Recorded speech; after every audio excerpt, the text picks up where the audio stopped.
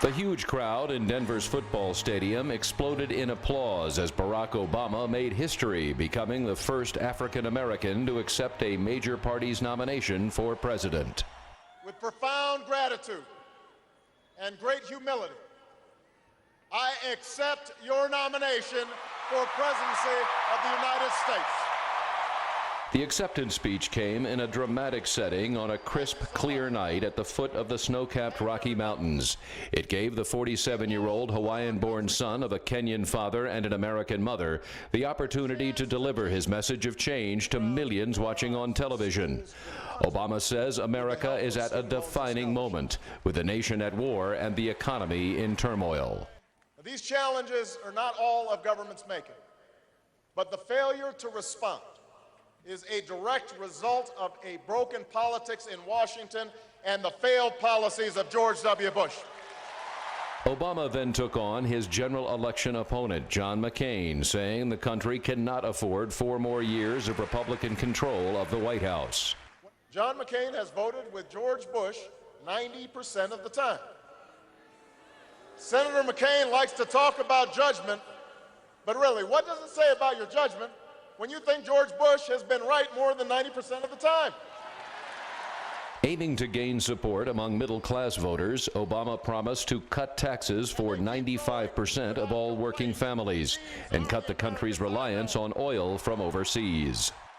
And for the sake of our economy, our security, and the future of our planet, I will set a clear goal as president. In 10 years, we will finally end our dependence on oil from the Middle East.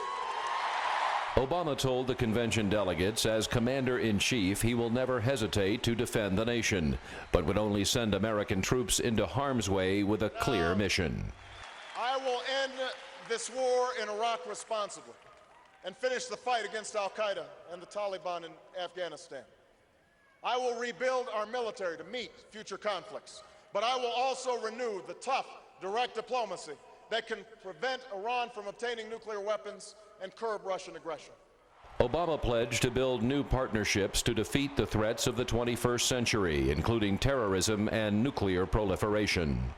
And I will restore our moral standing so that America is once again that last best hope for all who are called to the cause of freedom, who long for lives of peace, and who yearn for a better future.